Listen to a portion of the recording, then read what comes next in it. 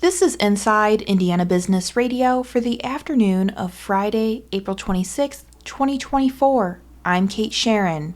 Google now plans to spend $2 billion on its data center project in southeast Fort Wayne, the tech giant announced Friday, more than double the amount the company said the development would cost when it first disclosed its involvement in January. The project is expected to create about 200 jobs over the next several years. It was originally announced last October by city officials, but Google wasn't identified as the company behind the development until several months later. Mayor Sharon Tucker. It is going to be tremendously huge for our community to have them come in. The jobs that it will bring, the opportunity that it brings.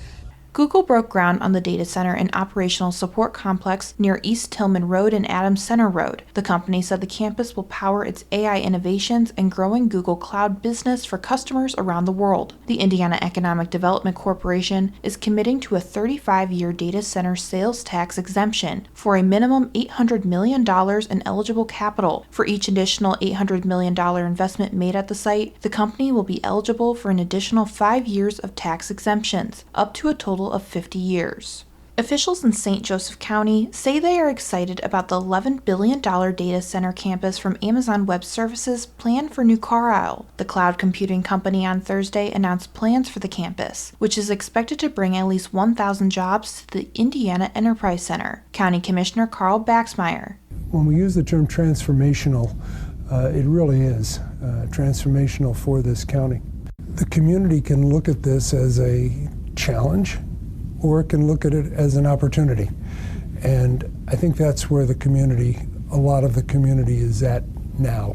Officials said the project has been in the works for months and is expected to bring a major economic benefit for the county. Indianapolis-based TechPoint is set to receive $50,000 to explore launching a statewide artificial intelligence innovation network. The money comes from the U.S. Small Business Administration, which this week announced TechPoint's parent organization, the Central Indiana Corporate Partnership, as one of 2 Indiana-based Stage 1 winners in the SBA's 2024 Growth Accelerator Fund competition. Chelsea Linder, TechPoint's Vice President of Innovation and Entrepreneurship, said her organization now wants to hear from those who might be interested in joining an AI-focused networking group. Later this spring, TechPoint will invite those respondents to community listening sessions to solicit their feedback. From the #1 source for Indiana business news, this is Inside Indiana Business Radio. Southeast Indiana, your bold future starts here. IBJ Media, Inside Indiana Business, and the IEDC invite you to Engage Southern Indiana, New Albany, May 1st, presented by CareSource, Indiana University, and Old National Bank. Connect with fellow business and community leaders, discover programs aligned to your region's unique needs, and walk away with bold new thinking for Southeast Indiana's growth. RSVP now at ibj.com/engage.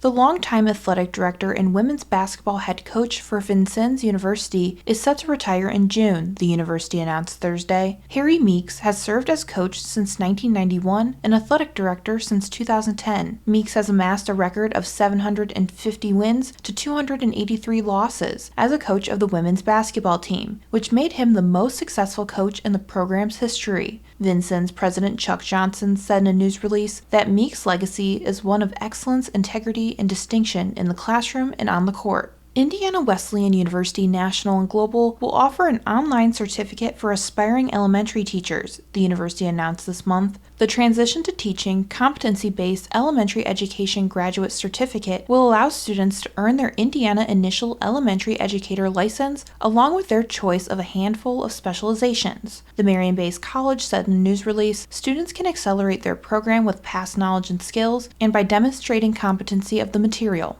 The Indiana Housing and Community Development Authority has unveiled 4 projects designed to provide affordable rental housing and support services for youth aging out of the foster care system. The effort was spearheaded by the Indiana General Assembly's approval of $5 million in funding in the 2023 budget session, which is being matched by the IHCDA. The project targets individuals between the ages of 18 and 23 that age out of foster care. The applicants for funding were required to consist of a team that included a not-for-profit housing developer, a qualified supportive service provider, and a property management company.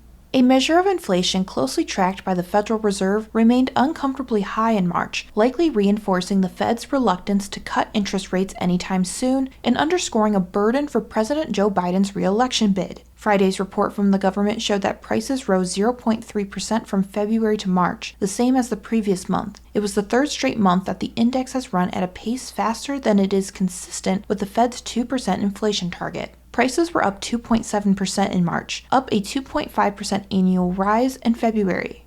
Evansville Mayor Stephanie Terry is this week's guest on the Business and Beyond podcast with Gary Dick, presented by PNC, a weekly conversation with high-profile Hoosiers in business, sports, entertainment, and beyond. Available now from your favorite podcast provider. I'm Kate Sharon for Inside Indiana Business, Radio on Demand.